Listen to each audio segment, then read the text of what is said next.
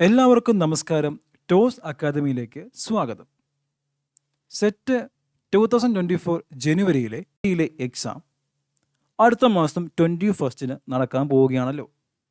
അപ്പോൾ എക്സാമിന് അപ്ലൈ ചെയ്ത് അറ്റൻഡ് ചെയ്യാൻ പോകുന്ന എല്ലാവർക്കും ആദ്യം തന്നെ ടോസ് അക്കാദമിയുടെ എല്ലാവിധ ആശംസകളും നേരുകയാണ്. അപ്പോൾ എല്ലാവരും എക്സാമിന് വേണ്ടിയുള്ള പ്രിപ്പറേഷൻസിൽ ആണെന്ന് വിശ്വസിക്കുന്നു. അപ്പോൾ ഇനി നമുക്ക് മുൻപിൽ കുറച്ച് ദിവസങ്ങൾ കൂടിയേ ഉള്ളൂ അല്ലേ? അപ്പം പഠിച്ച കാര്യങ്ങളൊക്കെ ഒന്ന് റിവൈസ് ചെയ്യുവാനും ഇതുവരെ പഠനം തുടങ്ങാത്തവർക്ക് വ്യക്തമായ ഒരു സ്റ്റഡി പ്ലാനിങ്ങിലൂടെ ഒരു പഠനം നടത്തുവാനുമുള്ള സമയങ്ങളാണിത്. അപ്പോൾ നമുക്കറിയാം, ഫിസിക്സ് എന്ന സബ്ജക്റ്റ് പേപ്പറിൽ തന്നെ 9 വിഷയങ്ങളാണ് ഉള്ളത്. അവിടെ നിന്ന് 120 മാർക്കിൻ്റെ ക്വസ്റ്റ്യൻസാണ് ഉണ്ടാവുക. അപ്പോൾ ഏകദേശം ഒരു ടോപ്പിക്കിൽ നിന്ന് 13 ക്വസ്റ്റ്യൻസ് വെച്ചാണ് നമ്മൾ എക്സ്പെക്റ്റ് ചെയ്യുന്നത്. അപ്പോൾ സിലബസിനെ പറ്റിയും പ്രീവിയസ് ഇയർ ക്വസ്റ്റ്യൻസിനെ പറ്റിയും ഒരു ഐഡിയ ഉണ്ടായിരിക്കുക എന്നത് എക്സാം അറ്റൻഡ് ചെയ്യാൻ പോകുന്ന ഒരാളെ സംബന്ധിച്ച് വളരെ പ്രധാനപ്പെട്ട ഒരു കാര്യമാണ്.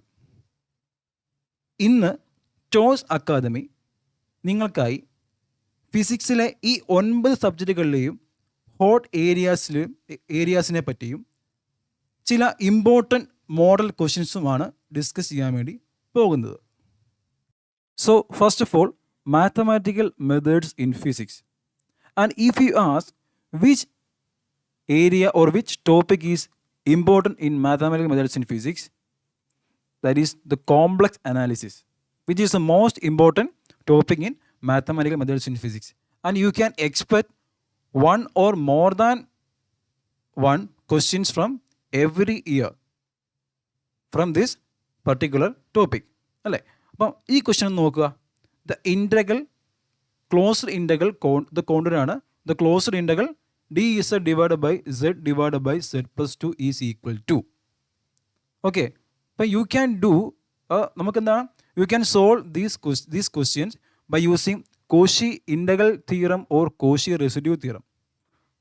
ഓക്കെ, അപ്പം നമുക്ക് എപ്പോഴും കോഷി ഇൻ്റഗ്രൽ തിയറി ഉപയോഗിച്ചോ അല്ലെങ്കിൽ കോഷി റെസിഡ്യൂ തിയറി ഉപയോഗിച്ചോ എന്നൊക്കെ എന്ത് ചെയ്യാൻ പറ്റും, നമുക്ക് ഇത് സോൾവ് ചെയ്യാനായിട്ട് പറ്റും. പക്ഷേ കോഷി റെസിഡ്യൂ തിയറി ഉപയോഗിച്ച് ചെയ്യുന്നതൊക്കെ എന്ത് എപ്പോഴും കൂടുതൽ എളുപ്പമെന്ന് പറയുന്നത്. അവിടെ നമുക്ക് എന്തുണ്ട്, നമുക്ക് സിംഗുലാരിറ്റിയുടെ കൺസെപ്റ്റ് വരുന്നുണ്ട്, റെസിഡ്യൂവിൻ്റെ കൺസെപ്റ്റ് എല്ലാം വരുന്നുണ്ട്. സോ നമുക്ക് ഈ പ്രോബ്ലം നമുക്ക് എങ്ങനെ സോൾവ് ചെയ്യാൻ പറ്റുമെന്ന് നോക്കാം. എന്ത് ചെയ്യുക, ആദ്യം എന്ത് ചെയ്യുക, first find out the singular points. How to find out the singular points? Just put the denominator is equal to 0. What you mean by singularity? Singularity means ആ ഫങ്ഷൻ, ആ പർട്ടിക്കുലർ ഫങ്ഷൻ ഇൻഫിനിറ്റിയിലേക്ക് ബ്ലോ അപ്പ് ചെയ്യുന്ന അല്ലെങ്കിൽ ആ function defined അല്ലാത്ത പോയിൻറ്റ്സാണ് singular points എന്ന് പറയുന്നത്. അപ്പോൾ ഇവിടെ if this denominator become 0, then the entire function will become infinity that is not defined. So to find out the singular point, just put the denominator is equal to 0. Okay, so ഇവിടെ എന്ത് വരും, z into z plus 2 is equal to 0 എന്ന് വരും അല്ലേ? അപ്പോൾ ഏതൊക്കെയാണ് singular point എന്ന് പറയുന്നത്? ഒന്നെങ്കിൽ എന്താകാം, z is equal to 0 ആകാം, അല്ലെങ്കിൽ z plus 2 is equal to എന്ത് 0 ആകാം അല്ലേ? അപ്പോൾ z is equal to 0 or z plus 2 is equal to 0. z plus 2 is equal to 0 means z is equal to -2. അപ്പോൾ ഇവിടെ z is equal to 0യും z is equal to -2 ആണ് എന്തെന്ന് പറയുന്നത്, singular points എന്ന് പറയുന്നത്. നോക്കൂ, ഈ ക്വസ്റ്റ്യനിൽ ഒരു പർട്ടിക്കുലർ കോണ്ടൂർ ഇവർ തന്നിട്ടില്ല. അപ്പം നിങ്ങൾ കോണ്ടൂർ തരാത്ത കേസിൽ U can take the contour as unit circle with the center at 0, 0 and unit circle means radius is equal to 1. Okay, unit circle centered at origin, that is 0, 0 center. അപ്പോൾ അങ്ങനെ വരുമ്പോഴേക്കും ഈ സിംഗുലാർ പോയിൻറ്റ്സിൽ ഏതൊക്കെ point നമ്മുടെ കോണ്ടൂറിന് ഉള്ളിൽ വരും? നമ്മൾ പറഞ്ഞു, if the contour is not mention you can take the contour as a unit circle. So z is equal to 0 അല്ലെങ്കിൽ z is equal to -2 എന്ന് പറഞ്ഞ പോയിൻറ്റ്സിൽ ഏത് പോയിൻറ്റ്സ് കോണ്ടൂറിനകത്തും ഏത് പോയിൻ്റ് കോണ്ടൂറിന് പുറത്തും വരും അല്ലേ? ഇപ്പോൾ നമുക്കറിയാം യൂണിറ്റ് സർക്കിൾ എന്ന് പറയുമ്പോഴത്തേനും z is equal to -2 എന്ന് പറഞ്ഞ പോയിൻ്റ് എവിടെ വരും? നമ്മുടെ കോണ്ടൂറിന് പുറത്തായി പോകും അല്ലേ? Z0 എന്ന് പറഞ്ഞ പോയിന്റ് കോണ്ടൂരിനകത്തുമായിരിക്കും. സോ നമുക്ക് ഈ പോയിന്റ് നമുക്ക് എന്ത് ചെയ്യാം, നമുക്ക് നെഗ്ലക്റ്റ് ചെയ്യാം. So find out the residue at Z0 ഉള്ളി. കോണ്ടൂരിന് പുറത്തുള്ള പോയിന്റായിട്ട് നമ്മൾ പിന്നെ എന്ത് ചെയ്യേണ്ട, കൺസിഡർ ചെയ്യേണ്ട ആവശ്യമില്ല. So by applying residue theorem, that is residue at Z0 means limit Z tends to 0 എന്ത് ചെയ്യുക, നമ്മുടെ സിമ്പിൾ പോൾ, ഇത് സിമ്പിൾ പോളാണല്ലേ, സിമ്പിൾ പോളാണല്ലേ. അപ്പോൾ സിമ്പിൾ പോളിൻ്റെ ഇക്വേഷൻ എന്ത് ചെയ്യുക, how to find out the residue of simple പോളിൻ്റെ ഇക്വേഷൻ അപ്ലൈ ചെയ്ത് ആ പർട്ടിക്കുലർ പോയിന്റിലെ റെസിഡ്യൂ കണ്ടുപിടിക്കുക. That is limit Z tends to 0 Z minus 0 into 1 divide by നമ്മുടെ function 1 divide by Z divide into Z plus 2 അല്ലേ. അപ്പോൾ ഈ സെഡും cancel ചെയ്ത് പോയി തന്നെ എന്ത് ചെയ്യുക, limit Z tends to 0 1 divide by Z plus 2 എന്ന് എന്ത് ചെയ്യുക, ഇസഡിന് ലിമിറ്റ് 0 അപ്ലൈ ചെയ്യുക. So answer will be 1/2. അപ്പോൾ ഇതായിരിക്കും Z0 റെസിഡ്യൂ എന്ന് പറയുന്നത്. Z0 റെസിഡ്യൂ നമുക്ക് എന്ത് കിട്ടി, 1/2 കിട്ടി. So how to find out the integral, then this value of the integral is equal to 2πi into residue. 2πi into residue, that is 2πi into what is the residue? The residue is 1/2, that is 2πi into 1/2 means pi I. So pi I is the answer. Okay. ഇപ്പോൾ എന്താണ് ശ്രദ്ധിക്കേണ്ടത്, if the contour is not mentioned, you can take the contour as unit circle. And if the contour is mentioned, എന്ത് ചെയ്യുക, തന്നിരിക്കുന്ന കിട്ടിയ singular പോയിൻറ്റ്സിൽ ഏതൊക്കെ points നമ്മുടെ കോണ്ടൂറിനുള്ളിൽ വരുമെന്ന് നോക്കിയിട്ട് ആ ഉള്ളിൽ വരുന്ന പോയിൻറ്റ്സിലെ റെസിഡ്യൂ കണ്ടുപിടിച്ചിട്ട് then evaluate the value of the integral. Okay. അതുപോലെ തന്നെ വളരെ ഇമ്പോർട്ടൻ്റ് ആയൊരു ടോപ്പിക്കാണ് കോഷി റീമാൻ കണ്ടീഷൻ എന്ന് പറയുന്നത്. ഇപ്പോൾ കോഷി റീമാൻ കണ്ടീഷൻ എന്ന് പറയുന്നത് ഒരു കോംപ്ലക്സ് ഫങ്ഷൻ അനലിറ്റിക് ആകാനുള്ള ഒരു നെസസറി കണ്ടീഷനാണ്, നോട്ട് എ സഫീഷ്യൻറ്റ് കണ്ടീഷൻ. അതായത് കോഷി റീമാൻ കണ്ടീഷന് സാറ്റിസ്ഫൈ ചെയ്തുകൊണ്ട് മാത്രം ഒരു ഫംഗ്ഷൻ അനലിറ്റിക് ആകണമെന്ന് ഒരു നിർബന്ധമില്ല. പക്ഷേ ഒരു ഫംഗ്ഷൻ അനലിറ്റിക് ആണെങ്കിൽ എന്താണ്, അത് കോഷി റീമാൻ കണ്ടീഷൻ സാറ്റിസ്ഫൈ ചെയ്തിരിക്കും. So we can do or solve these type of questions using the Cauchy-Riemann condition. So what is Cauchy-Riemann condition? If a complex number is defined as Z is equal to U plus IV, ഇതിൽ U എന്ന് പറയുന്നത് എന്താണ്, real part, ഇതെന്ന് പറയുന്നത് imaginary part. So we എന്ന് പറയുന്നത് imaginary part. So ഇതാണ് Cauchy-Riemann condition എന്ന് പറയുന്നത്. അതായത് ഒരു ഫംഗ്ഷൻ അനലിറ്റിക് ഫംഗ്ഷൻ ആണെങ്കിൽ do U by Dr x is equal to do V by Dr y ആയിരിക്കും. And do U by Dr y is equal to minus do V by do എക്സും ആയിരിക്കും. ഇപ്പോൾ തന്നിരിക്കുന്ന ഫംഗ്ഷൻ എന്ത് ചെയ്താൽ മതി, to take the given function is analytic or not, you can use Cauchy-Riemann condition. ഈ പ്രോബ്ലം നോക്കിയേ, if v is equal to this is a harmonic function. ഇപ്പോൾ Cauchy-Riemann കണ്ടീഷൻ ഉപയോഗിച്ചെങ്കിൽ ഫംഗ്ഷൻ എന്ത് ചെയ്യും, ഫംഗ്ഷൻ ഹാർമോണിക്കും ആയിരിക്കും. Then the conjugate function of the conjugate function corresponding to V അല്ലേ. അപ്പം conjugate function means എന്താണ്, അതിൻ്റെ റിയൽ പാർട്ട് ഉദ്ദേശിച്ചേക്കുന്നത്. അതായത് v is given, then find out u. അപ്പം എന്ത് ചെയ്യാൻ മതി, തന്നിരിക്കുന്ന ഗിവൺ ഓപ്ഷൻസ് നോക്കുക. അതിൽ ഇപ്പോൾ നമുക്ക് V is given, so check doh V by Dr Y എടുക്കുക. അപ്പോൾ എന്ത് ചെയ്യും, 3x² മൈനസ് 3y² എന്ന് കിട്ടും അല്ലേ. ഇതിൻ്റെ ഡോ വി ബൈ ഡോ വൈ എടുക്കുക. Then doh V by do എക്സും എടുക്കുക. നമുക്കത് 6xy എന്നും കിട്ടും. ദെൻ ഇതിൽ പല ഓപ്ഷൻസിലെയും ഓരോന്നും ചെക്ക് ചെയ്യണം. ഇപ്പം ഞാൻ ഓപ്ഷൻ ബി അങ്ങ് എടുത്തു. Then doh U by Dr X എടുത്ത് നോക്കി. അതെന്ന് പറയുന്നത് കിട്ടി 3x² മൈനസ് 3y² എന്ന് കിട്ടി. ഓപ്ഷൻ ബി എടുത്തിട്ട് ഡോ യു ബൈ ഡോ എക്സ് എടുത്തു. അത് 3x² മൈനസ് 3y² എന്ന് കിട്ടി. അതെന്ത് തന്നെയാണ് നമുക്ക് കിട്ടിയത്, ഡോ വി ബൈ ഡോ വൈ തന്നെയാണ് നമുക്ക് ഡോ യു ബൈ ഡോ എക്സും കിട്ടിയത്. അപ്പോൾ ഫസ്റ്റ് കണ്ടീഷൻ അത് സാറ്റിസ്ഫൈ ചെയ്തു. ഇനി സെക്കൻഡ് കണ്ടീഷൻ സാറ്റിസ്ഫൈ ചെയ്ത് നോക്കാം. So doh U by Dr Y എടുക്കുക. സോ ഇതിൻ്റെ doh U by Dr Y എടുക്കുക. അപ്പോൾ എന്ത് കിട്ടും, മൈനസ് 6yx എന്ന് കിട്ടും. അതായത് മൈനസ് 6xy. സോ എന്താണ് നമുക്ക് കിട്ടിയ ഡോ വി ബൈ ഡോ എക്സിൻ്റെ മൈനസ് ആണ്. സോ സെക്കൻഡ് കണ്ടീഷൻ സാറ്റിസ്ഫൈ ചെയ്യുന്നുണ്ട്. So option B will be the answer. അതേപോലെ അടുത്ത ക്വസ്റ്റ്യൻ നോക്കിക്കേ. The function is given as f of x ഇതതിൻ്റെ ഇത്രയും അതിൻ്റെ എന്താണ്, ഇത്രയും അതിൻ്റെ റിയൽ പാർട്ട്, ഇത്രയും അതിൻ്റെ real part, then this is it's imaginary part. അപ്പോൾ ഇത് അനലിറ്റിക് ആകണമെങ്കിൽ what is the value of beta അല്ലേ? എന്ത് ചെയ്യുക, കോഷി-രാമൻ കണ്ടീഷൻ എന്ത് ചെയ്യുക, അപ്ലൈ ചെയ്യുക. നമുക്ക് യു എന്ന് പറയുന്ന റിയൽ പാർട്ട് ഏതാണ്, ഇതാണ് ഇത്രയാണ് റിയൽ പാർട്ട് യു എന്ന് പറയുന്നത്. വി എന്ന് പറഞ്ഞ ഇമാജിനറി പാർട്ട് എന്ന് പറയുന്നത് 6xy പ്ലസ് ബീറ്റ വൈ ആണ് വി എന്ന് പറയുന്നത്. ദെൻ കോഷി-രാമൻ കണ്ടീഷൻ അപ്ലൈ ചെയ്യുക, doh U by Dr X എടുക്കുക, നമുക്ക് ഇത് കിട്ടും. Then doh V by Dr Y എടുക്കുക, നമുക്ക് ഈ ആൻസർ കിട്ടും. അനലിറ്റിക്കാണ് എന്ത് ചെയ്യണം, രണ്ടും ഈക്വൽ ആകണം. സോ ഇക്വേറ്റ് ചെയ്യുക, that is 2 + 6x is equal to 6x plus beta.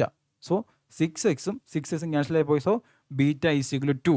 So 2 will be the answer. നോക്കി ഇവിടെ ഒരു കണ്ടീഷൻ നോക്കിയാൽ മതി, കാരണം അനലിറ്റിക് ആണോല്ലോ.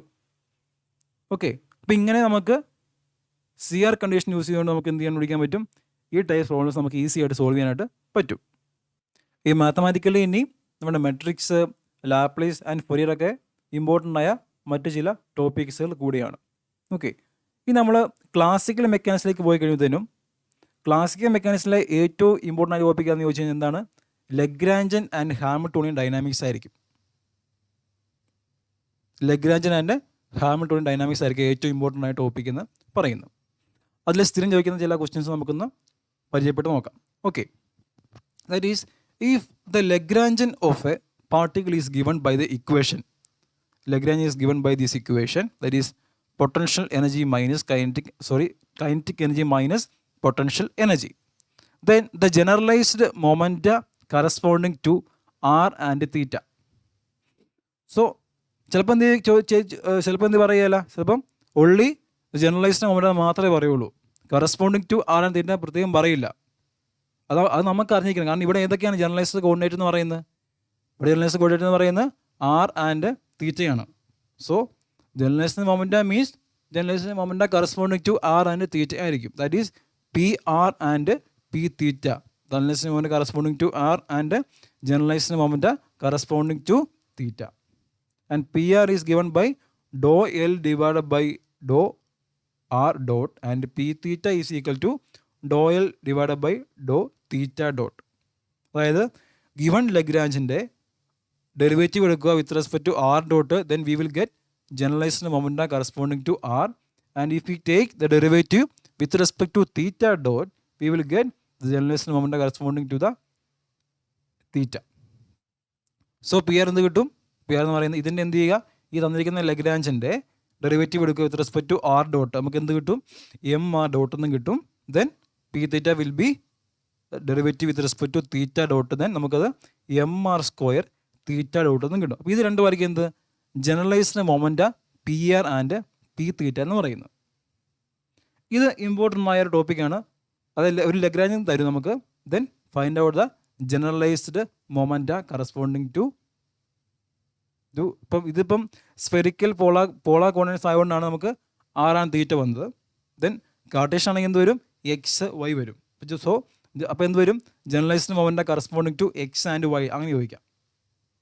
അപ്പം കോർഡിനേഷൻ സിസ്റ്റം മാറുന്നതനുസരിച്ച് എന്ത് ചെയ്യും, മൊമെൻ്റയുടെ എക്സ്പ്രഷനും മാറും. ഓക്കെ, ഇനിയുള്ള ഒരു ഇമ്പോർട്ടൻ്റ് ആയിട്ടുള്ള സ്ഥിരം ചോദിക്കുന്ന ക്വസ്റ്റ്യൻ ടൈപ്പാണ് എന്ത്, ഫ്രം ലെജൻഡറി ട്രാൻസ്ഫോർമേഷൻ എന്ന് പറയുന്നത്. അതായത് if Hamiltonian is given, find out the Lagrangian, or reverse, that is if Lagrangian is given, find out the Hamiltonian. Okay, അപ്പോൾ നമുക്ക് അത് ഇവിടെ ഒന്ന് അപ്ലൈ ചെയ്ത് നോക്കാം. ഇവിടെ എന്താണ്, ഇവിടെ Lagrangian is given. So how to find out the Hamiltonian corresponding to this particular Lagrangian? Use the legendary transformation equation, that is Hamiltonian is equal to sum over pi qi dot minus L. അപ്പോൾ ഇവിടെ എങ്ങനെ വരും, ഇവിടെ എന്താണ് summation വരാൻ കാരണം എന്നാണ്, ഒന്നിൽ കൂടുതൽ ജനറലൈസ്ഡ് കോർഡിനേറ്റ് ഇവിടെ ഉള്ളതുകൊണ്ടാണ്. ഇവിടെ ഏതൊക്കെയാണ് ഉള്ളത്, ഇവിടെ ആറും തീറ്റയുമാണ് ജനറലൈസ്ഡ് കോർഡിനേറ്റ് എന്ന് പറയുന്നത്. അപ്പോൾ ഇവിടെ ഈ ഇക്വേഷൻ എങ്ങനെ മാറും, h is equal to p r q ഡോട്ടിന് പകരം ഇവിടെ r dot plus then corresponding to theta p theta into theta dot അല്ലേ മൈനസ് എൽ. ഓക്കെ, അപ്പോൾ എച്ച് എന്തൊരു എച്ച് ഈസ് ഈക്വൽ ടു നമുക്ക് പി ആർ അറിയാം, p r is m R dot, m R dot into r dot plus p theta is m R square theta dot into theta dot minus L. What is L? എല്ലിന് value ഇവിടെ കൊടുക്കുക. Then M R dot square വരും ഇതല്ലേ, M R dot square plus M R square theta dot minus this L. Okay, then M R square നിന്നും half M R സ്ക്വയറിൽ നിന്നൊരു എന്ത് മിച്ചം വരും? Half M R dot square. പിന്നെ ഇതിൽ നിന്ന് ഹാഫ് പോയാൽ, ഇതിൽ നിന്ന് ഹാഫ് പോയാൽ half M R dot theta dot square. Then മിച്ചമുള്ള നമ്മുടെ വി ഓഫ് ആർ. അപ്പോൾ ഇതാണ് ഹാമിൽട്ടോണിയൻ്റെ എക്സ്പ്രഷൻ. പക്ഷേ ഇതാണോ ശരിക്കുള്ള എക്സ്പ്രഷൻ എന്ന് പറയുന്നത്? അല്ല, ഇവിടെ കൊണ്ട് നിർത്തരുത്. കാരണം എന്താണ്? ഇതാണ് നമ്മുടെ മെയിൻ ഐഡിയ എന്ന് പറയുന്നത്. എന്താണ്? Lagrangian is a function of generalised coordinate and generalised velocity and time.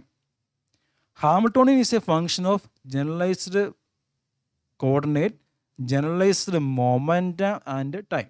അതായത് ഹാമിൽട്ടോണിയൻ്റെ എക്സ്പ്രഷൻ എന്ത് കാണാൻ പറ്റില്ല? തീറ്റ ഡോട്ട് ടേമുകൾ കാണാൻ പാടില്ല. അതായത് വെലോസിറ്റി കമ്പോണൻ്റ് കാണാൻ പാടില്ല. ഇത് വെലോസിറ്റി കമ്പോണൻ്റ് ആർ ഡോട്ട് എന്ന് പറയുന്നത്. സോ എന്ത് ചെയ്യണം? നമുക്കതിനെ പിയിലേക്ക് എന്ത് ചെയ്യണം? നമുക്കതിനെ കൺവേർട്ട് അല്ലെങ്കിൽ ട്രാൻസ്ഫോം ചെയ്യണം. കാരണം Hamiltonian is a function of Q P T and only, not Q dot. So എന്ത് ചെയ്യുക? നമുക്കതിനെ കൺവേർട്ട് ചെയ്യുക. ഇതാണ് നമുക്ക് കിട്ടിയ ലാസ്റ്റ് എക്സ്പ്രഷൻ എന്ന് പറയുന്നത്. നമുക്ക് എന്ത് ചെയ്യുക? നമുക്കറിയാം p r is equal to m R dot എന്ന് അറിയാം അല്ലേ? So r dot is equal to p r by m. അങ്ങനെ ആർ ഡോട്ടിനെയും തീറ്റ ഡോട്ടിനെയും പിയുടെ ടൈമിലേക്ക് ആയിട്ട് എഴുതുക. From p r and p theta അങ്ങനെ കൊടുക്കുക. Then we will get the final result as p r square divided by 2m plus p theta square divide by 2mr square plus v of r. ഇതാണ് the correct expression for the Hamiltonian corresponding to the given particular Lagrange. ഇത് വളരെ important ആയൊരു പ്രോബ്ലമാണ്. We can expect this type of problem. Okay, അതിൻ്റെ അടുത്തൊരു important ആയിട്ട് സെക്ഷനാണ് about the Poisson bracket and the condition for canonical transformation. The condition for canonical transformation is എന്താണ്? The Poisson bracket must be 1. Then the transformation is said to be canonical transformation. Okay, if Q is equal to this and P is equal to this and is canonical, then what is the condition for canonical transformation? The Poisson bracket of the variables Q and P must be is equal to 1. അപ്പോൾ Poisson bracket എന്താണ് നമുക്ക് അറിയണം, അതിൻ്റെ equation അറിഞ്ഞിരിക്കണം. എന്താണ് Poisson bracket of QP with respect to the generalized coordinate and generalized momenta? That is dou q by dou q into dou p by dou p minus dou q by dou p into dou p by dou q. അപ്പം ക്യൂവിനെയും പിന്നെയും ക്യൂവിനും small പിക്കും respective ആയിട്ട് നമുക്ക് എന്ത് ചെയ്യുക? Derivative എടുത്തിട്ട് ഈ എക്സ്പ്രഷന് കൊടുത്താൽ മതി. Doh Q by doh Q എടുക്കുക, എന്ത് കിട്ടും? Doh Q by doh Q എടുക്കുമ്പോൾ നമുക്ക് എ എന്ന് കിട്ടും. Doh P by doh P എടുക്കുമ്പോൾ എന്ത് കിട്ടും? ഡി എന്ന് കിട്ടും. So A into D minus then doh Q by doh P എടുക്കുക. Doh Q by doh P എടുക്കുമ്പോൾ എന്ത് കിട്ടും? ബി എന്ന് കിട്ടും. Then doh P by doh Q എടുക്കുക, എന്ത് കിട്ടും? സി എന്ന് കിട്ടും. So A d minus b c. ആ a d minus b c എന്തായിരിക്കണം? 1 ആയിരിക്കണം for the transformation to be canonical. So AD minus BC is equal to 1. This option A is the right answer. Okay. Then quantum mechanics. If we come to quantum mechanics, quantum mechanics എപ്പോഴും എന്താ ചോദിക്കുക? ഏറ്റവും basic ആയിട്ടുള്ള questions ആയിരിക്കും ചോദിക്കുക. അപ്പോൾ നമുക്ക് അങ്ങനെ മാത്രമല്ല, എല്ലാ ടോപ്പിക്കിൽ നിന്നും മോസ്റ്റ് ബേസിക് ആയിട്ടുള്ള ക്വസ്റ്റ്യൻസ് കാണും, കുറച്ച് അഡ്വാൻസ് ലെവൽ ക്വസ്റ്റ്യൻസ് കാണും. അങ്ങനെ പല കാറ്റഗറീസിലേക്ക് ഇവർ ഈ 13 ക്വസ്റ്റ്യൻസ് നമുക്ക് പ്രതീക്ഷിക്കാൻ പറ്റുന്നു. ഇപ്പോൾ ക്വാണ്ടം മെക്കാനിക്സിനെ പറ്റി പഠിക്കുമ്പോൾ നിങ്ങൾക്ക് ഏറ്റവും ബേസിക് ആയിട്ടുള്ള കാര്യങ്ങൾ നിങ്ങൾ മസ്റ്റായിട്ട് നിങ്ങൾ അറിഞ്ഞിരിക്കണം. അതിൽ ഏറ്റവും ഇമ്പോർട്ടൻ്റ് കാര്യങ്ങളാണ് നമ്മൾ ക്ലാസിക്കൽ മെക്കാനിക്സ് നമ്മൾ ഒരു സ്റ്റേറ്റ് റെപ്രസെൻ്റ് ചെയ്യുന്ന പൊസിഷൻ ആൻഡ് മൊമെൻ്റ് കോർഡിനേറ്റ് പോലെ ക്വാണ്ടം മെക്കാനിക്സിൽ we represent the state of a system using the wave function psi. So ആ വേവ് ഫംഗ്ഷനെ പറ്റിയും അതിൻ്റെ എല്ലാ പ്രോപ്പർട്ടീസിനെ പറ്റിയും നിങ്ങൾക്കൊരു ഐഡിയ ഉണ്ടായിരിക്കണം. ഈ ക്വസ്റ്റ്യൻ നോക്കിക്കേ. The wave function of a quantum particle is given. Okay, wave function is given. And if we given a wave function, first check that the wave function is normalized or not. അതായത് വളരെ important ആയ കാര്യമാണ്. നമുക്കൊരു wave function ഉണ്ടെങ്കിൽ ആദ്യം നോക്കേണ്ടത് എന്താണ്? ആ ഗിവൺ വേവ് ഫംഗ്ഷൻ നോർമലൈസ്ഡ് ആണോ അല്ലയോ എന്ന് ആദ്യം ചെക്ക് ചെയ്യണം. അപ്പോൾ ഈ വേവ് ഫംഗ്ഷൻ നോക്കുക, ഇത് നോർമലൈസ്ഡ് ആണോ അല്ലേ എങ്ങനെ ചെക്ക് ചെയ്യും?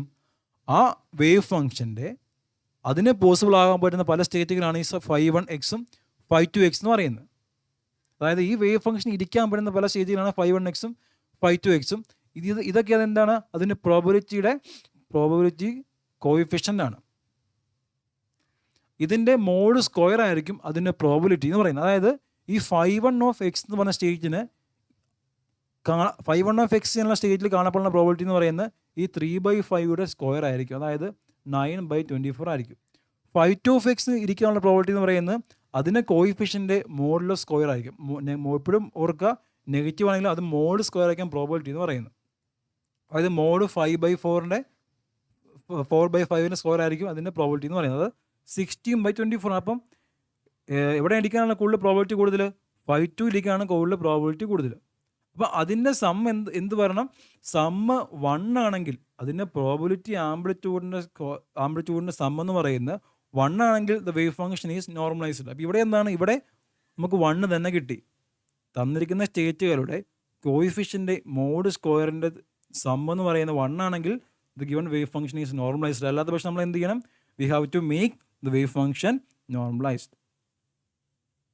സോ ഇവിടെ നമ്മൾ കണ്ടുപിടിക്കണ്ടേ the energy of the particle in the state and the corresponding energy eigenvalues of this particular state 5(1)(x) is -1 electron volt, and for 5(2) it is -2 electron volt.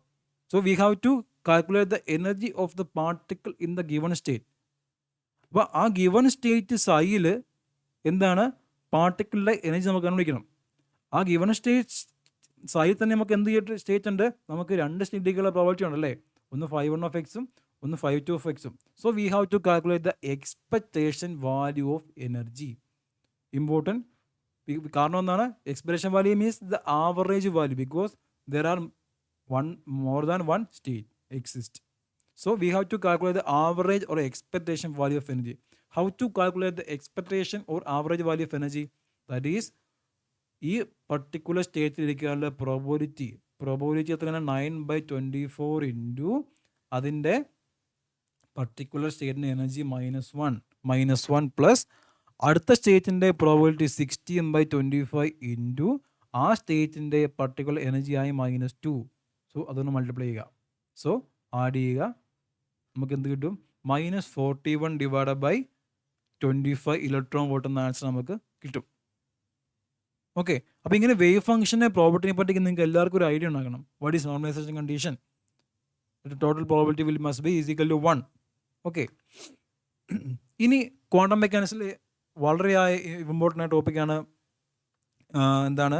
Infinite square well potential or potential well എന്നൊക്കെ പറയുന്നത്, അല്ലെങ്കിൽ particle in a box എന്നൊക്കെ പറയുന്നത് വളരെ important ആയ പ്രോബ്ലമാണ്. Like harmonic oscillator ഒക്കെ പോലെ തന്നെ വളരെ ഇമ്പോർട്ടൻ്റ് ആയ ഒരു സെക്ഷനാണ് പാർട്ടിക്കിൾ ഇൻ എ ബോക്സ് അല്ലെങ്കിൽ ഇൻഫിനൈറ്റ് പൊട്ടൻഷ്യൽ വെൽ എന്നൊക്കെ പറയുന്നത്.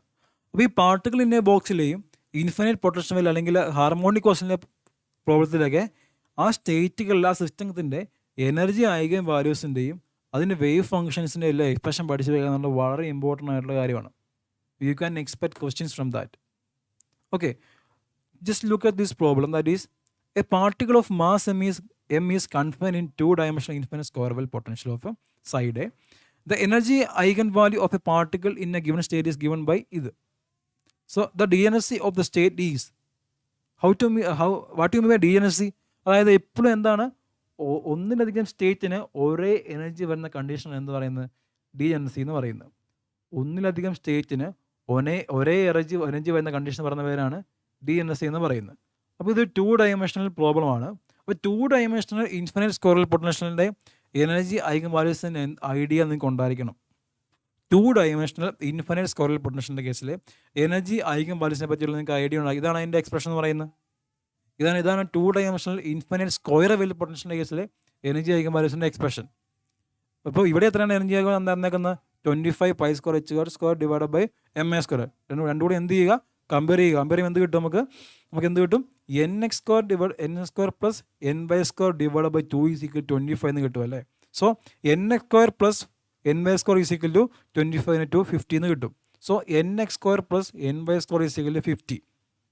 So what are the possibilities? നമുക്കറിയാം ഈ എൻ എക്സ് എൻ വൈ എന്നൊക്കെ പറഞ്ഞാൽ എന്താണ്, നമ്മുടെ ഇൻറ്റീജേഴ്സ് ആണല്ലേ. അപ്പോൾ N X square plus N Y square കൂട്ടുമ്പോൾ 50 വരുന്ന ഏതൊക്കെ കണ്ടീഷൻസ് ഉണ്ടായിരിക്കും? അതായത് N X N Y value ഏതൊക്കെ ആയിരിക്കും? ഒന്നെങ്കിൽ 5 ആകാം അല്ലേ, അതായത് 5 സ്ക്വയർ പ്ലസ് 5 സ്ക്വയർ, അതായത് 25 + 25 = 50, അതൊരു കണ്ടീഷൻ. ദെൻ 7 1 ആകാം, 7 square plus that is 49 plus 1 square 50, അല്ലെങ്കിൽ 1ഉം 7ഉം ആകാം. അപ്പോൾ ഇത് 3 സ്റ്റേറ്റുകൾക്ക് ഈ എനർജി വരാനുള്ള സാധ്യതയുണ്ട്. So this state is 3-fold degenerate. അതായത് 3 സ്റ്റേറ്റുകൾക്ക് ഈ എനർജി വരാനുള്ള പോസിബിലിറ്റി ഉണ്ട്. So it is 3-fold degenerate state. Okay, അപ്പം ഇനി എന്താ, നമുക്ക് we are going to statistical mechanics. സ്റ്റാർമെക്കിലെ ഇമ്പോർട്ടൻ്റ് ആയ ഒരു ഏരിയ ആണ് ബോസ് ഐൻസ്റ്റീൻ കണ്ടൻസേഷനും the problems related to Bose Einstein condensation എന്ന് പറയുന്നത്. അപ്പോൾ എന്താണ്, so what you mean by this term that is the Bose Einstein condensation എന്നുള്ളത് നിങ്ങൾ ഇമ്പോർട്ടൻ്റ് ആയിട്ട് നോക്കേണ്ട ഒരു കാര്യമാണ്. ഓക്കെ, അതായത് ഒരു പർട്ടിക്കുലർ ടെമ്പറേച്ചറിന് താഴേക്ക് നമ്മൾ സിസ്റ്റത്തെ എന്ത് ചെയ്യും, കൂൾ ചെയ്ത് കഴിയുമ്പോഴത്തേനും all the excited state particles R come to or accumulate to the ground state. That is, the ground state can accumulate infinite number of particles. That condition is called Bose-Einstein condensation എന്ന് പറയുന്നത്. So the problems related to this Bose-Einstein condensation are very important. So നിങ്ങൾ നോക്കുക, ഈ problems ഒക്കെ നോക്കുക, അല്ലോ problems നോക്കുക, അതിൻ്റെ റിലേറ്റഡ് ആയിട്ടുള്ള ആൻസർ നിങ്ങൾ ജസ്റ്റ് നോക്കി വയ്ക്കുക. Then what is Debye theory and specific heat capacity നിങ്ങൾ ഇമ്പോർട്ടൻ്റ് നോക്കേണ്ട ഒരു കാര്യമാണ്. That is Debye theory of specific heat at high temperature limit and low temperature ലിമിറ്റിൽ അതിൻ്റെ റിലേഷൻസും എങ്ങനെയാണ് അത് ടെമ്പറേച്ചറിന് ഡിപ്പെൻഡ് ചെയ്തിരിക്കുന്നതൊക്കെ നിങ്ങൾ നോക്കി വെക്കേണ്ട ഒരു ടോപ്പിക്കാണ് സ്റ്റാറ്റ്മെക്കിൽ. പിന്നെ സ്റ്റാറ്റ്മെക്കിലെ വേറൊരു ഇമ്പോർട്ടൻ്റ് ആയൊരു ഏരിയ ആണ് ഡെൻസിറ്റി ഓഫ് സ്റ്റേറ്റും ഫെർമി എനർജിയും. അപ്പോൾ നമ്മൾ ഫെർമി ഗ്യാസിൻ്റെ തെർമോഡൈനാമിക്സ് നമ്മൾ ഡീൽ ചെയ്യുമ്പോഴത്തേനും നമുക്ക് ഒരുപാട് എക്സ്പ്രഷൻസ് കിട്ടുമല്ലോ, നമുക്ക് കുറേ റിലേഷൻസ് കിട്ടും. ആ റിലേഷൻസ് നമ്മൾ പല ബന്ധങ്ങളുണ്ടാവുമല്ലോ, എങ്ങനെയാണ് ഈ ഫെർമി എനർജി നമ്പർ ഡെൻസിറ്റിയെ അല്ലെങ്കിൽ ഡെൻസിറ്റി ഓഫ് സ്റ്റേറ്റിനെ എങ്ങനെ ഡിപ്പെൻഡ് ചെയ്യുന്നു, അതൊക്കെ നിങ്ങൾ നോക്കി വെക്കേണ്ട ഒരു ഏരിയ ആണ്. അപ്പോൾ നിങ്ങൾ നോക്കുക, ഒരു ക്വസ്റ്റ്യൻ ആണ്, the Fermi energy of a free electron gas depends on the electron density rho os. ഇതൊരു ക്വസ്റ്റ്യൻ ആണ്, the Fermi energy of a free electron gas. നമുക്കറിയാം ഫ്രീ ഇലക്ട്രോൺ ഗ്യാസ് ആകുമ്പോൾ എനർജി എന്താണ്, എന്ത് എനർജിയാണ് ഉള്ളത്? Free particle means it has no potential energy, the full energy is of kinetic energy. So the energy എങ്ങനെയാണ് ഉണ്ടാവുക? Energy will be p² divided by 2m, അല്ലെങ്കിൽ half m² വേറൊരു ഫോമാണ് p² ഡിവൈഡഡ് ബൈ 2m. ഇതായിരിക്കും അതിൻ്റെ energy എന്ന് പറയുന്നത്. അപ്പോൾ നമുക്കറിയാം പി എന്ന് പറയുന്നത് എന്താണ്? Fermi momentum. It will be h². നമുക്കറിയാം p = h/k ആണല്ലേ. സോ അത് h² ഇൻറ്റു k² എന്ന് വരും. അപ്പം നമുക്കൊരു എക്സ്പ്രഷനുണ്ട്, അതായത് ഒരു റിലേഷൻ അതിൻ്റെ ഫെർമി എനർജി എന്ന് പറയുന്നത് അതിൻ്റെ നമ്പർ ഡെൻസിറ്റിയെ ഡിപ്പെൻഡ് ചെയ്യുന്നത് എസ് ഡിവൈഡ്, അതായത് n റേസ് ടു, ഇപ്പോൾ n എന്ന് പറയുന്നത് നമ്പർ ഡെൻസിറ്റിയാണ് അല്ലെങ്കിൽ ഇലക്ട്രോൺ ഡെൻസിറ്റി, അങ്ങനെ എന്ത് വേണമെന്നാകാം. അതിന് ഡിപ്പെൻഡ് ചെയ്യുന്നത് Fermi energy proportional to n raise to s/d ആയിരിക്കും. തിരിച്ചാണെങ്കിൽ n proportional to Fermi energy raise to d/s ആയിരിക്കും. ഇവിടെ s എന്ന് പറയുന്നത് നമ്മുടെ ആ എനർജി, നമ്മുടെ that is energy dissipation relation, that is relation between energy and wave vector. അതായത് വേവ് വെക്റ്ററിൻ്റെ പവറാണ് ഇവിടെ എസ് എന്ന് പറയുന്നത്. ഇപ്പോൾ ഫ്രീ പാർട്ടിക്കിൾ അല്ലെങ്കിൽ ഫ്രീ ഇലക്ട്രോണിൻ്റെ കേസിൽ എന്താ വരിക, എന്തായിരിക്കും എസ് വരിക? കുറേ എനർജി എന്ന് പറയുന്നത് p² ഡിവൈഡ് ബൈ 2m ആണ്. p എന്ന് പറയുന്നത് h/k ആണ്. So h² k² divide by 2 എന്ന് പറയും. So the power of the k is here 2. So S is 2. അതിൻ്റെ ഒരു ഡയമെൻഷനും പറയാതെ വെറുതെ ചോദിക്കുവാണെങ്കിൽ എന്ത് ചെയ്യുക? Take the dimension as 3 dimension. ഒരു ഡയമെൻഷൻ വെറുതെ പറയാൻ take the dimension as 3 dimension. So here the answer will B Fermi energy proportional to n raised to s is 2 for free particle. S is 2 for free particle. So 2 divided by dimension 3. So 2 by 3. So the D will be the answer. അപ്പോൾ ഇങ്ങനെ 3 dimensional കേസിൽ, 2 dimensional കേസിൽ, 1 dimensional കേസിൽ four free particle relation നിങ്ങൾ ഒന്ന് നോക്കി വയ്ക്കുക. തിരിച്ചും നിങ്ങൾ ഓർത്ത് വയ്ക്കുക. തിരിച്ചാണെങ്കിൽ S/D അല്ല, D/S ആണ്. ഓക്കെ. അതേപോലെ there is a relation between density of state and energy. And the relation will be the density of state proportional to E raised to, that is energy raised to D/S by -1. D is the dimension and S is the power of K in the dispersion relation. That is the question. Okay, this is the questions of CSIR NET exam from June 2012. Okay, ഇതൊന്ന് നിങ്ങളൊന്ന് relation നോക്കി വെക്കേണ്ട ഒരു important ആയുള്ള ഒരു area ആണ്. So coming to electromagnetic theory, one of the hot area is the Maxwell's equation and related problems. Maxwell's equation. There are 4 Maxwell's equation and എന്ത് ചെയ്യുക, എല്ലാവരും Maxwell's equationൻ്റെ ഇൻ്റഗ്രൽ ഫോമും ഡിഫറൻഷ്യൽ ഫോമും എല്ലാവർക്കും എന്ത് ചെയ്യുക, അറിഞ്ഞിരിക്കണം.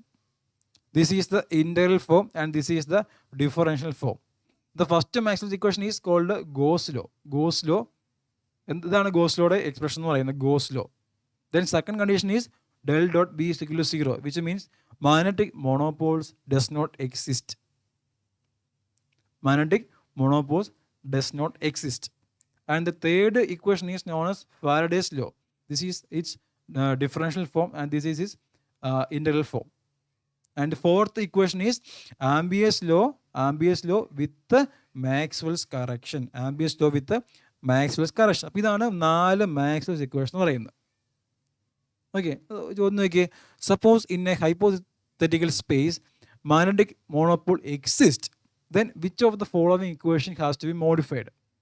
If magnetic monopoles exist, there is no chance for magnetic monopole to be exist. And if suppose in a hypothetical case, if the magnetic monopole exists, then the second equation must be modified, because this equation signifies that the magnetic monopole does not exist.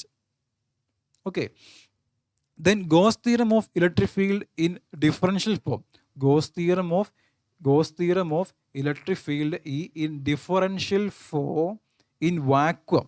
In vacuum there is no charge. Though del dot E is equal to 0. ഉണ്ടോ?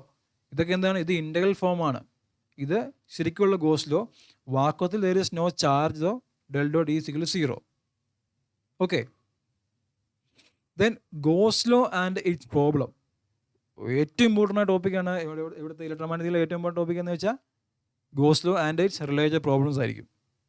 അപ്പോൾ ഇതാണ് goes law എന്ന് പറയുന്നത്. അതായത് ഒരു closed സർഫസിൽ കൂടിയുള്ള electric flux എന്ന് പറയുന്നത് അത് എൻക്ലോസ് ചെയ്യുന്ന ചാർജും ഡിവൈഡ് ബൈ എപ്സിലോൺ 0 ആയിരിക്കും ഒരു സർഫസ്. സോ അത് that is to apply Gauss law we have to consider the charge inside the closed surface. That is, the surface must enclose the charge. Okay, ഇതാണ് അതിൻ്റെ expression എന്ന് പറയുന്നത്. ഇത് അടുത്ത ഒരു ക്വസ്റ്റ്യൻ നോക്കിയേ. An electric field Q is placed at the center of a cube of side A. So then the electric flux through any one of the face of the cube. That is, charge ഒക്കെ എവിടെയാണ്? ഇപ്പോൾ നമ്മുടെ ക്യൂബിന് സെൻറ്ററില്ല. അപ്പം ആ charge ക്യൂബിന് നമ്മൾ നമ്മുടെ cube എന്ത് ചെയ്യുന്നുണ്ട്? എൻക്ലോസ് ചെയ്യുന്നുണ്ട്. ക്യൂബിന് പുറത്തല്ല ചാർജ്, അത് എൻക്ലോസ് ചെയ്യുന്നുണ്ട്. അപ്പോൾ ഓക്കെയാണ്. എൻക്ലോസ് ചെയ്യുന്നില്ലെങ്കിൽ ഫ്ലക്സ് വിൽ ബി 0. എൻക്ലോസ് ചെയ്യുന്നില്ലെങ്കിൽ total flux will be 0 or net flux will be 0. So we have to calculate the flux through any one of the face of the cube. നമുക്കറിയാം ക്യൂബിൽ കൂടെ total flux എന്തായിരിക്കും? Enclose ചെയ്യുന്ന charge എന്ന് പറയുന്നത് Q ആണ്. ഇപ്പോൾ ക്യൂ ബൈ എപ്സിലോൺ 0 ആയിരിക്കും അല്ലേ? ക്യൂ ബൈ എപ്സിലോൺ 0 ആയിരിക്കും എന്ത് ചെയ്യുക? ക്യൂബിൽ കൂടെ മൊത്തത്തിലുള്ള എന്ത് പറയുന്ന ഫ്ലക്സ് എന്ന് പറയുന്നത്. പക്ഷേ നമുക്ക് ചോദ്യം എന്താണ്? Flux through any one of the face. അപ്പോൾ we know that a cube has 6 face. Total flux is Q divide by epsilon zero. So flux through one face is Q divide by 6 epsilon zero. മനസ്സിലായോ? ഉണ്ടോ? ഇതാണ് flux through one of the face എന്ന് പറയുന്നത്. Flux through the cube is Q by epsilon zero and flux through one of the face is Q by 6 epsilon zero. Okay, വേറെ question നോക്കി. 8 electric dipoles of charges of magnitude are placed inside A cube. 8 electric dipoles. What you mean electric dipole? Equal and opposite charges separated by a distance is called an electric dipole, which is placed inside a cube. The total electric flux coming out of the cube will be, അല്ലേ, നമ്മുടെ dipole അല്ലേ. So നമുക്ക് എന്ത് ചെയ്യണം? നമുക്ക് goes law apply ചെയ്യണമെങ്കിൽ എന്ത് ചെയ്യണം? അത് Q enclose divide by epsilon zero ആണല്ലേ, അല്ലേ? അപ്പോൾ ഇതാണ് ഡൈപോൾ. അപ്പോൾ ഈ ചാർജ് അടുത്ത ചാർജ് എന്ത് ചെയ്യും? ക്യാൻസൽ ചെയ്യും. But so there will be no net charge inside the cube because this plus q and minus q. അത് അപ്പം ടോട്ടൽ ചാർജ് എടുക്കുമ്പോൾ 8 നമുക്ക് എന്താ പറഞ്ഞേക്കുന്നത്? 8 ഇലക്ട്രിക് ഡൈപോൾസ്. അപ്പോൾ എന്ത് കാണും? 8 പ്ലസ് ക്യൂ ചാർജിങ് കാണും, 8 മൈനസ് ക്യൂ ചാർജിങ് കാണും. ടോട്ടൽ ചാർജ് എത്രയായിരിക്കും? സീറോ ആയ. കാരണം 8 പ്ലസ് ക്യൂ ചാർജിനെ 8 മൈനസ് ക്യൂ ചാർജ് എന്ത് ചെയ്യും? ക്യാൻസൽ ചെയ്യും. So the net charge is or the Q enclosed will be 0. So the flux will be, or the total flux will be എന്തായിരിക്കും? 0. ഇങ്ങനെയാണ് ഇതിനെ അപ്ലൈ ചെയ്യേണ്ടത്. ഓക്കെ, ഇനി coming to atomic and molecular spectroscopy. അപ്പോൾ നിങ്ങൾ atomic and molecular spectroscopy നിങ്ങൾ deal ചെയ്യുമ്പോൾ നിങ്ങൾ എല്ലാ സ്പെക്ട്രത്തിൻ്റെയും സെലക്ഷൻ റൂൾസ് നിങ്ങൾ എന്ത് ചെയ്യുക? പഠിച്ചു വയ്ക്കണം. ഒരു സ്പെക്ട്രത്തെ എക്സ്പ്ലെയിൻ ചെയ്യാൻ വേണ്ട ഏറ്റവും ഇമ്പോർട്ടൻ്റ് ആയിട്ടുള്ള ഐഡിയ ആണ് എന്ത്? സെലക്ഷൻ റൂൾ എന്ന് പറയുന്നത്. അപ്പോൾ ഇതാണ് കോമൺ ആയിട്ടുള്ള സെലക്ഷൻ റൂൾ എന്ന് പറയുന്നത്. അതായത് delta S should be 0, delta L, അതായത് change in orbital quantum number can be +or-1 and delta J is equal to 0 +or-1. ഈ രാമൻ സ്പെക്ട്രൊക്കെ വരുമ്പോൾ എന്ത് ചെയ്യും? അത് ജെയ്ക്ക് +or-2 ഒക്കെയാണ്. +or-1ൻ്റെ പകരം +or-2 ആണ് രാമൻ സ്പെക്ട്രയുടെ കേസിൽ. അപ്പോൾ നിങ്ങൾ എല്ലാ സ്പെക്ട്രത്തിനും, ഇപ്പോൾ സീമൻ സ്പെക്ട്രം ആകാം, അനോമൽ സീമൻ സ്പെക്ട്രം ആകാം, അങ്ങനെ എല്ലാ സ്പെക്ട്രത്തിൻ്റെയും സെലക്ഷൻ റൂൾസ് നിങ്ങൾ എന്ത് ചെയ്യണം? പഠിച്ചു വെക്കണം. Then how to write the spectral time of a particular electronic configuration. അപ്പോൾ ഇതാണ് സ്പെക്ട്രൽ ടൈമിൻ്റെ ജനറൽ ഫോം എന്ന് പറയുന്നത്. അതായത് 2s+1 Lj, ഇതാണ് സ്പെക്ട്രൽ ടൈമിൻ്റെ ജനറൽ ടൈം എന്ന് പറയുന്നത്. ഇവിടെ 2s+1 means the multiplicity of the, that is the spin multiplicity. Then L means the orbital momentum quantum number and J is the total angular momentum quantum number. ഇതാണ് spectral ടൈമിൻ്റെ general form എന്ന് പറയുന്നത്. അപ്പോൾ നിങ്ങൾ ഇത് എഴുതാൻ വേണ്ടി പഠിച്ചു വയ്ക്കണം. അപ്പോൾ നോക്കിയേ, the multiplicity of the state എത്രയായിരിക്കും? ഇതാണ് 2s+1 Lj ഫോമിലാണ് നടക്കുന്നത്. So multiplicity will be 2. L value എത്രയായിരിക്കും? എൽ വാല്യൂ എങ്ങനെയാണ് കണ്ടുപിടിക്കുന്നത്? നമുക്കറിയാം എസ് ഉണ്ട്, പി ഉണ്ട്, ഡി ഉണ്ട്, എഫ്. ഇതിന് എൽ വാല്യൂ എങ്ങനെയാണ് പോകുന്നത്? എസിനെ കറസ്പോണ്ടിങ് എൽ വാല്യൂ 0, പിയുടെ 1, ഡിയുടെ 2, എഫിൻ്റെ 3. ഇങ്ങനെയാണ് എൽ വാല്യൂസ് പോകുന്നത്. എസിൻ്റെ വാല്യൂ 0 ആണ്, പിയുടെ 1, ഡിയുടെ 2. അപ്പോൾ ഇവിടെ so what will be the L value here? Here the L value is equal to 2 ആണ്, കാരണം ഡി അല്ല. സോ 2 ആണ്. ഓക്കെ, ദെൻ അടുത്ത ഇമ്പോർട്ടൻ്റ് ആയ ടോപ്പിക്കാണ് എന്തെന്ന് പറയുന്നത് നമ്മുടെ ലാൻഡേജ് ഇ ഫാക്ടർ എന്ന് പറയുന്നത്. ലാൻഡേജ് ഇ factor. So how to find the Lande g ഇ ഫാക്ടർ? ഇതാണ് എൻ്റെ എക്സ്പ്രഷൻ എന്ന് പറയുന്നത്. ഇത് എല്ലാവരും പഠിച്ചു വെക്കണം. ലാൻഡേജ് ഇ ഫാക്ടറിൻ്റെ എക്സ്പ്രഷൻ എന്ന് പറയുന്നത് ഇതാണ് 1+, ഇതാണ് അതിൻ്റെ എക്സ്പ്രഷൻ എന്ന് പറയുന്നത്. സോ നമുക്കൊരു സ്പെക്ട്രൽ ടൈം നമുക്ക് തരും. അതിൽ നിന്നും എത്രയാണ് ജെ എന്നും എത്രയാണ് എൽ എന്നും എത്രയാണ് എസ് എന്നും നമ്മൾ എന്ത് വേണ്ടി നമുക്ക് അറിഞ്ഞിരിക്കണം. ഇവിടെ എങ്ങനെയായിരിക്കും അത് വരിക? ഒരു 3d3 ആണല്ലേ. സോ 2s+ എന്ന് പറഞ്ഞാൽ എത്രയാണ്? 3. So 2s is equal to 2 and S is equal to 1. S 1 എന്ന് കിട്ടി. സോ ഡി എൽ എത്രയാണ്? ഡി ആയതുകൊണ്ട് എൽ എത്രയാണ്? 2. ദെൻ ജെ എത്രയാണ്? J is equal to 3. ഇതാണ് ജെ എന്ന് പറയുന്നത്. കാരണം എന്താണ്? 2s+1 Lj ആണ് നമ്മുടെ കോമൺ ടൈം എന്ന് പറയുന്നത്. സോ ഈ എസിൻ്റെയും എല്ലിൻ്റെയും ജെയുടെ വാല്യൂ എവിടെ കൊടുക്കുക? ഇവിടെ സബ്സ്റ്റിറ്റ്യൂട്ട് ചെയ്യുക. Then find out the Lande g factor. Okay,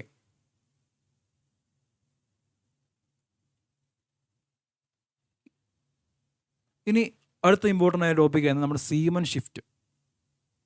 അതായത് നമുക്ക് സീമൻ സ്പെക്ട്രലിൽ നിന്നും നമുക്കറിയാം Zeeman effect means the spectral lines will split into 3 lines അല്ലേ.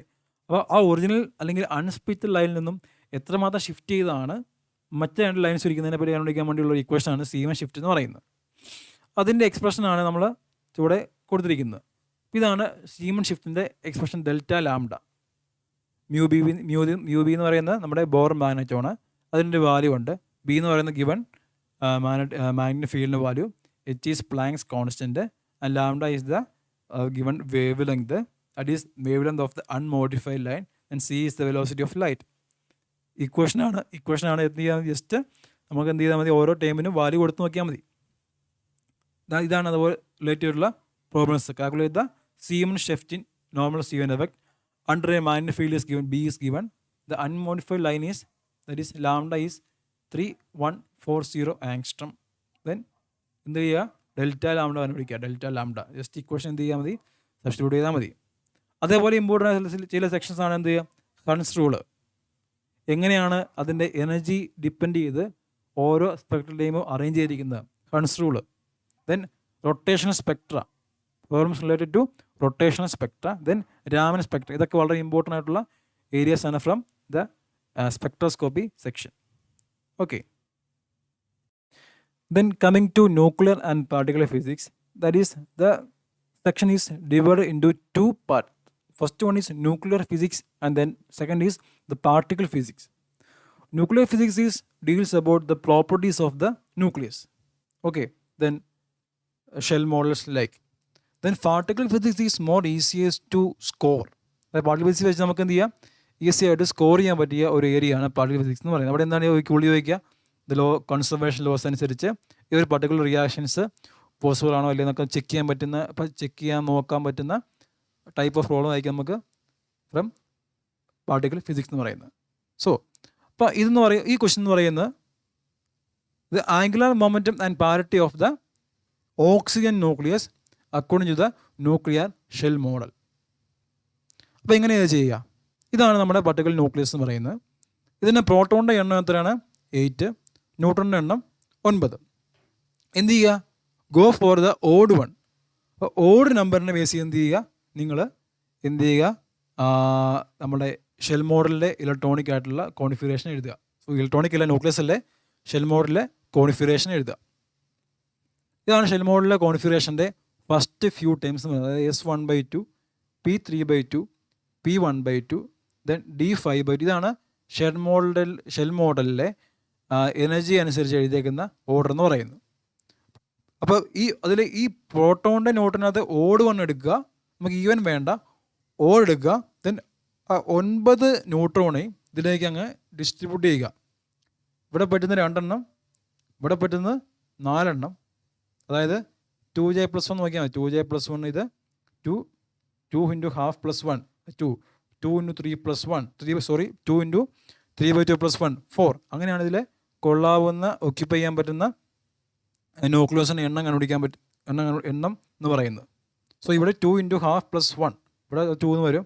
ഇത് 2 × 5/2 + 1 6 വരും. അപ്പോൾ ഇവിടെ 2 4 2 അപ്പോൾ 8 എണ്ണം കൊടുത്തു. ഇനി മിച്ചത്തിനുണ്ട് 1 എണ്ണം, അതിവിടെ കൊടുത്തു. അപ്പോൾ ലാസ്റ്റ് വന്ന് നിന്ന് എവിടെയാണ്, ഡിയിലാണ്. So the angular momentum must be എത്രയാണ്, ആ ഡിയുടെ സബ്സ്ക്രിപ്റ്റ്, അതായത് 5/2 is the angular momentum and parity will be -1/L ഫോമിലായിരിക്കും കിടക്കുക. What is L? L is the value, ഡിയുടെ എസിൻ്റെ വാല്യൂ എത്രയാണ്, എൽ വാല്യൂ 0, പിയുടെ വാല്യൂ 1, ഡിയുടെ 2 നമുക്കറിയാം അല്ലേ. So -1/L means -1/2, that is -1², that is +1. So parity is positive. 5/2 plus ആയിരിക്കും ഇതിൻ്റെ ആംഗുലർ മൊമെൻറ്റം ആൻഡ് പാരിറ്റി എന്ന് പറയുന്നത്. അപ്പോൾ ന്യൂക്ലിയസ് നോക്കുക, അതിൻ്റെ പ്രോട്ടോണിൻ്റെ ന്യൂട്രോണിൻ്റെ എണ്ണം കണ്ടുപിടിക്കുക, ഏതാണോ ഓഡ് അതിൻ്റെ ഷെൽ മോഡൽ ഡിസ്ട്രിബ്യൂട്ട് ചെയ്യുക. ഓക്കെ, ഇനി രണ്ടും ഈവൻ ആണെങ്കിലോ, അല്ലെങ്കിൽ രണ്ടും ഈവൻ ആണെങ്കിലോ, എന്തായിരിക്കും സ്റ്റേറ്റ് എന്ന് പറയുന്നത്, 0 പോസിറ്റീവ് ആയിരിക്കും അതിൻ്റെ ആൻസർ എന്ന് പറയുന്നത്. രണ്ടും ഓടാണെങ്കിൽ 0 പോസിറ്റീവ് ആയിരിക്കും അതിൻ്റെ ആൻസർ എന്ന് പറയുന്നത്. ആംഗുലർ മൊമെൻറ്റം ആൻഡ് പാരിറ്റി എന്ന് പറയുന്നത് 0 പോസിറ്റീവ് ആയിരിക്കും. If P and N are even, then 0 positive will be the answer. ഇനി രണ്ടും ഓടാണെങ്കിലോ, if P and N are odd, എന്ത് ചെയ്യുക, പിക്ക് റെസ്പോണ്ടിങ് ആയിട്ടുള്ള ഷെൽ മോഡലിൻ്റെ കോൺഫിഗറേഷൻ എഴുതുക, എന്നിന് കറസ്പോണ്ടിങ് ആയിട്ടുള്ള ഷെൽ മോഡലിലെ കോൺഫിഗറേഷൻ എഴുതുക. ഓക്കെ, ഇപ്പോൾ രണ്ടും വന്ന് നിൽക്കുന്ന ഒരു ജെ വാല്യൂ ഉണ്ടായിരിക്കുമല്ലോ. ഇതേ നമുക്കൊരു particular J value J one വിളിക്കുക, ഇതേ നമുക്ക് പെട്ടെന്ന് ജെ വാല്യൂ ജെ ടു വിളിക്കുക. അപ്പോൾ നമ്മൾ രണ്ടും എഴുതുമ്പോൾ എന്തുപോലെ ഇതുപോലെ നമുക്ക് ഒരു ജെ വാല്യൂ ഇവിടെ 5/2 കിട്ടിയ പോലെ ഇവിടെ ഒരു വാല്യൂ കിട്ടും, ഇവിടെ ഒരു വാല്യൂ കിട്ടും corresponding to P and N. അപ്പോൾ നമുക്ക് ജെ വണ്ണും ജെ ടുവും കിട്ടി. അതുപോലെ നമുക്ക് എന്ത് കിട്ടും, നമുക്കൊരു L1ഉം L2ഉം കിട്ടും, അല്ല L1ഉം L2ഉം നമുക്ക് കിട്ടും. ഇവിടെ നമുക്ക് L എന്ന് പറയുന്ന ഡി കറസ്പോണ്ടിങ് ആയിട്ടുള്ള വാല്യൂ 1 കിട്ടിയ പോലെ ഇവിടെ L1ഉം L2ഉം കിട്ടും. ഓക്കെ, ഇനി എന്ത് ചെയ്യാന്ന് ചോദിച്ചു കഴിഞ്ഞാൽ ആ J1ഉം J2ഉം കൂടെ അതിൻ്റെ കൂടെ L1ഉം L2ഉം കൂടെയും കൂട്ടുക. J1 + J2 + L1 + L2 കൂട്ടി കഴിയുമ്പോൾ നമുക്ക് കിട്ടുന്ന വാല്യൂ എന്ന് പറയുന്നത് ഈവൻ വാല്യൂ ആണെങ്കിൽ J എന്ന് പറയുന്നത് മോഡ് J1 - J2 ആയിരിക്കും. ആൻഡ് ഇതെന്ന് പറയുന്നത് ഓഡ് വാല്യൂ ആണെങ്കിൽ J എന്ന് പറയുന്നത് മോഡ് J1 + J2 ആയിട്ട് എടുക്കുക. And parity will B -1/L1 + L2 ആയിരിക്കും. ഇങ്ങനെയാണ് ചെയ്യുന്നത്. ഓക്കെ, ഇനി coming to particle physics, there is a type of questions like how to check the given reaction is possible or not. That is, all conservation laws are satisfied or not. അപ്പോൾ എന്താണ് നമുക്ക് ലെപ്റ്റോണെ പറ്റിയും we must have idea about leptons, baryons, isospin and all other properties. Okay, അപ്പോൾ എല്ലാ പാർട്ടിക്കിളും ഏത് ഫാമിലിയിൽ വരുന്നു, proton എവിടെ വരുന്നു, ഇലക്ട്രോൺ എവിടെ വരുന്നു, പൈമസോൺ എവിടെ വരുന്നു, അതൊക്കെ നിങ്ങൾക്ക് എവിടെയാണ് വരുന്നതിനെ പറ്റി നിങ്ങൾക്ക് ഒരു ഐഡിയ ഉണ്ടായിരിക്കണം. എങ്കിൽ മാത്രമേ നമുക്ക് ഓരോ പർട്ടിക്കുലർ റിയാക്ഷൻസിൻ്റെയും ഏതൊക്കെ ലോസ് കൺസേർവ്ഡ് ആണെന്ന് നമുക്ക് നോക്കാനായിട്ട് പറ്റുകയുള്ളൂ. ഓക്കെ, ഇപ്പം ഈ റിയാക്ഷൻ നോക്കിയേ, P + P gives K + P + omega. So അല്ലെങ്കിൽ ഒമേഗ. സോ എന്ത് ചെയ്യുക, ചാർജ് നോക്കുക, പ്രോട്ടോണിൻ്റെ 1 ഇതിൻ്റെ +1 ഇതിൻ്റെ പ്രോട്ടോണിൻ്റെ 1. ഇപ്പോൾ നോക്കിയേ, ചാർജ് കൺസേർവർ ആണ്. ലെപ്റ്റോൺ ഇവിടെ ലെപ്റ്റോൺ ഒന്നുമില്ല. സോ ലെപ്റ്റോൺ നമ്മൾ നോക്കേണ്ട ആവശ്യമില്ല. ബാരിയോൺ, പ്രോട്ടോൺ ബാരിയോൺ ആണ്, പ്രോട്ടോൺ അഗൈൻ ബാരിയോൺ. ദെൻ ഇത് മീസോൺ ആണ്, ബാരിയോൺ അല്ല മീസോൺ ആണ്, അവിടെ 0. ഇത് പ്രോട്ടോൺ അഗൈൻ ബാരിയോൺ, ദെൻ ഇതും baryon. So baryon number is also conserved. 2 ആണ് അപ്പുറം. ദെൻ ഐസോസ്പിൻ, ഇതിൻ്റെ ഹാഫ്, ഇതിൻ്റെ ഹാഫ്, ഇതിൻ്റെ ഹാഫ്, ഇതിൻ്റെ ഹാഫ്, ഇതിൻ്റെ 0. So it is again conserved. Then I3 component is also conserved. അപ്പം ഈ പാർട്ടിക്കിളിനെ എല്ലാത്തിനെയും പറ്റിയുള്ള അതിൻ്റെ ഓരോ ക്വാണ്ടം നമ്പറിനെ പറ്റി നിങ്ങൾക്ക് ഒരു ഐഡിയ ഉണ്ടായിരിക്കണം. എങ്കിൽ മാത്രമേ നമുക്ക് അത് കൺസേർവ് ആണോ നല്ലയോ നമുക്ക് ചെക്ക് ചെയ്യാനായിട്ട് പറ്റുകയുള്ളൂ. Okay, then moving to condensed matter physics, one of the most important area is the crystal systems and their properties. We know that there are 7 crystal systems and 14 Bravais lattices. അപ്പോൾ അവയുടെ എല്ലാം properties നിങ്ങളൊന്ന് അറിഞ്ഞിരിക്കണം. പിന്നെ വളരെ important ആയ ഒരു area ആണ് നമ്മുടെ Bragg's law, that is condition for the constructive ഇൻ്റർഫറൻസിൻ്റെ കണ്ടീഷനായ ബ്രാഗ്സ് ലോ പറയുന്ന തിയറീസും റിലേറ്റഡ് പ്രോബ്ലംസും വളരെ ഇമ്പോർട്ടൻ്റ് ആയ ഒരു കാര്യമാണ്. ഒരു പ്രോബ്ലം നോക്കാം. That is the Bragg's angle for first order reflection from the plane. HKL values ആണിത്. HK that is Miller indices ആണ്. HKL planes in a crystal is 30 degree when X-rays of wavelength 1.75 angstrom are used. The inter-atomic spacing. ഇപ്പോൾ നമുക്കറിയാം Bragg's law is n lambda is equal to 2d sin theta. That is, for the constructive interference to occur, m lambda must be equal to 2d sin theta. Lambda n is the order of reflection or order of diffraction, and lambda is the wavelength of the source used. Here the source is X-ray, and d is the interplanar distance, not interatomic distance. D is the interplanar distance and theta is the angle of diffraction. അപ്പോൾ എല്ലാം തന്നിട്ടുണ്ട്. Then first we have to calculate D from using Bragg's law. Then we will get D as 1.5 angstrom, which is ആങ്സ്ട്രത്തെ എന്ത് ചെയ്യണം, മീറ്ററിലേക്ക് convert ചെയ്യണം. എല്ലാം standard unit ചെയ്യുക. Then ഇതെന്ന് പറയുന്നത് ഇന്റർ പ്ലാനാർ ഡിസ്റ്റൻസ് ആണ്, not interatomic, it is interplanar distance. So and for cubic ആണ് അല്ലേ, ക്യൂബിക് ആയതുകൊണ്ട് എന്താണ് ഇവിടെ ക്യൂബിക് എന്ന് പറഞ്ഞേക്കുന്നത്, അതെ 1 ആയതുകൊണ്ട് നമുക്ക് എന്ത് ചെയ്യാം, use relation between the interplanar distance and a, that is the interatomic spacing. D is equal to A divided by root of h square plus k square plus L square. So we have to calculate the inter-atomic distance A. That is equal to D into this value. D കിട്ടി കൊടുക്കുക, HKLന് പ്ലെയിൻ്റെ values കൊടുക്കുക. We will get the answer as 3.031 angstrom. So അങ്ങനത്തെ problems ചോദിക്കാറുണ്ട്. Important ആയ ഒരു area ആണ് from the solid state or condensed matter physics. Okay, then coming to the last hour topic, that is electronics.